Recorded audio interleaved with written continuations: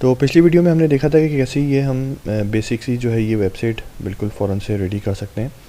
तो अब इस वीडियो में हम जो है वो डिस्कस करते हैं कि किस तरीके से हम इसको और मॉडिफाई कर सकते हैं। तो ये स्क्रीन बेसिकली आपके सामने आ गई थी जब आपने एक नई वेबसाइट क्रिएट करी थी। उस वेबसाइट को एक्सेस करने के लिए आपने एक नए टैब में उसको खोल के भी आप देख सकते हैं, लेकिन हम वापस से जो है अपने ब्लॉगर पे आ जाते हैं।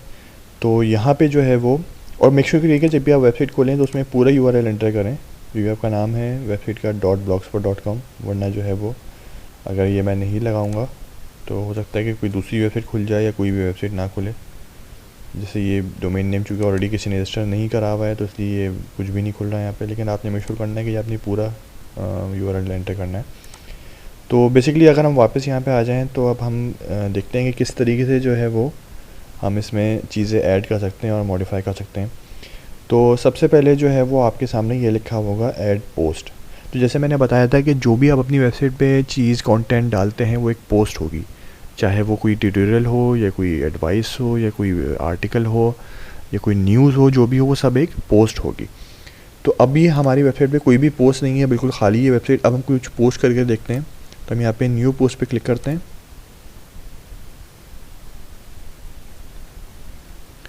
और हम यहाँ पे जो है जो भी चीज़ हम पोस्ट करना चाह रहे हैं उसका सबसे पहले टाइटल लिखते हैं। कि अगेन अगर हम कोई न्यूज़ डाल रहे होते हैं तो उस न्यूज़ का टाइटल यहाँ पे आ जाता, हम कोई आर्टिकल डाल रहे होते तो उस आर्टिकल का टाइटल आ जाता।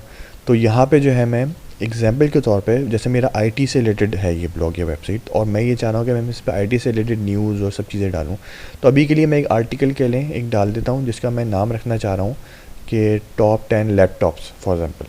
अब टॉप 10 लैपटॉप या कोई भी इस किस्म की चीज़ आपका आर्टिकल या वो टॉपिक हो सकता है। मैं अभी के लिए टॉप 10 लैपटॉप की जो है वो पोस्ट बना के देखता हूँ। तो यहाँ पे मैं इसका नाम रख देता हूँ टॉप 10 लैपटॉप्स टू बाय इन 2022। तो बेसिकली यहाँ पे मैं अपने यूज़र्स को ही बताना चाह रहा हूँ कि कौन से अब सबसे अच्छे लैपटॉप बाय कर सकते हैं 2022 में। सपोज ही मैं ऐसा कोई पोस्ट बनाना चाह रहा हूँ, मैं एक्चुअली कुछ इसके अंदर लिखूंगा नहीं, मतलब कुछ सही इन्फॉर्मेशन नहीं लिखूंगा, बस एक डमी के तौर पे कुछ भी इन्फॉर्मेशन डाल दूंगा। तो ये मेरा बेसिकली टाइटल हो जाएगा और यहाँ पे मैं लिख देता हूँ कि एक लिस्ट बना लेता हूँ लैपटॉप की, लैपटॉप 1, यहाँ पे मैं लिख देता हूँ लैपटॉप 2। इस तरीके से सपोज करेंगे एक्चुअल जो है ये सारे लैपटॉप के जो है वो नाम है और मैंने ये इन्फॉर्मेशन मुझे कहीं से मैंने गैदर करी है या फिर जो है मेरा अपना ओपिनियन है ये, या जो भी आप वो कंटेंट कहाँ से वो बेसिकली आएगा वो एक अलग पूरा टॉपिक है। उसके लिए आप जो है वो लोगों को हायर भी कर सकते हैं कंटेंट लिखने के लिए, या आप अपने एक्सपीरियंस की बेसिस पे भी लिख सकते हैं चीज़ें, या फिर जो है वो आप कहीं से आप हेल्प वगैरह कुछ करके, तो वो बहुत सारे तरीक़ों से आपको कंटेंट मिल सकता है, अपने तौर पे भी आप रिसर्च करके निकाल सकते हैं। तो वो एक पूरा अलग टॉपिक है। अभी के लिए हम ये जो है वो अस्यूम कर रहे हैं कि आपके पास है कंटेंट और आपको बस एक पोस्ट बनानी है। तो यहाँ पे जो है बेसिकली हमने फॉर एग्जांपल ये पूरी हमने एक लिस्ट बना दी, हमारी फॉर एग्जांपल ये एक पोस्ट तैयार हो गई। ऑब्वियसली इसमें आप और भी बहुत सारी चीज़ें लिख रहे होंगे, शुरू में इंट्रोडक्शन एक लिख रहे होंगे, फिर लिस्ट आएगी शायद, उन हर एक के आगे जो है वो डिटेल आएगी हर लैपटॉप की। लेकिन अभी के लिए समझाने के लिए हम इसको देखते हैं कि ये किस तरीके से पोस्ट क्रिएट होती है। तो ये हमारी बहुत ही बेसिक पोस्ट जो है वो क्रिएट हो चुकी है।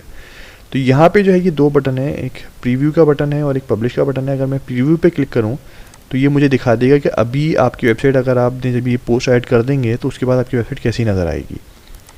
तो ये यहाँ पे प्रीव्यू लिखा हुआ भी है, इससे पता चल रहा है कि ये प्रीव्यू है अभी सिर्फ।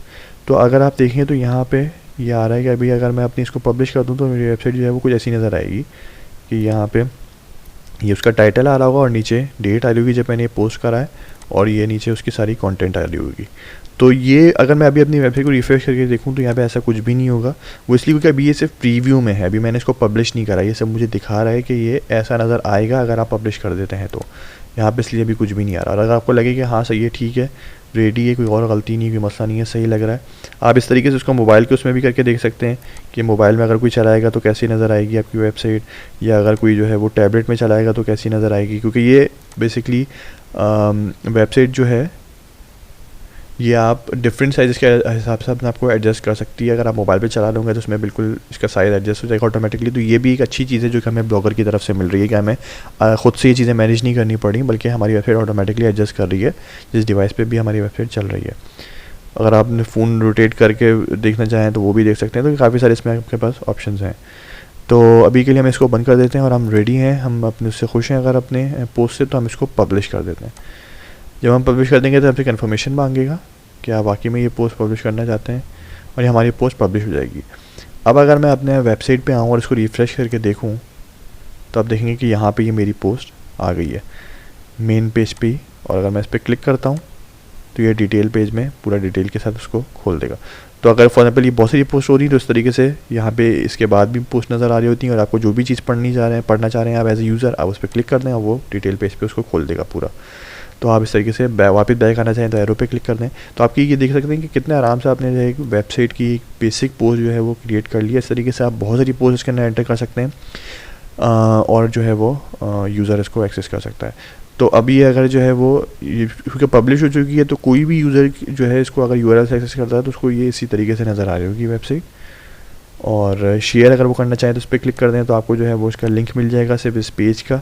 तो आप किसी को भी शेयर करना चाहें आर्टिकल की, यार ये आर्टिकल पढ़ लो तुम लैपटॉप को पूछ रहे थे, ये कोई भी इस तरीके से लोग शेयर भी कर सकते हैं। तो ये अच्छा, ये जो अभी वेबसाइट की जो आपको यूआई पूरी नज़र आ रही है, ये भी आप हर चीज़ चेंज कर सकते हैं, इसके कलर वगैरह और इसके जो फॉन्ट्स के जो कलर्स हैं और क्या चीज़ कहाँ पे नज़र आए, ऊपर सर्च वगैरह मेन्यू नज़र आ रहा है, ये आना चाहिए नहीं आना चाहिए, आप उसकी पूरी यूआई जो है वो चेंज कर सकते हैं। अभी के लिए चूँकि हमने बस एज इट इज़ जो भी हमें मिली थी सबसे पहली जो टेम्पलेट हमने मिला था हमने वही यूज़ कर लिया था, लेकिन आप टेम्पलेट भी चेंज कर सकते हैं और यूआई भी इसकी चेंज कर सकते हैं। वो हम आगे देखते हैं कि किस तरीके से हो सकता है।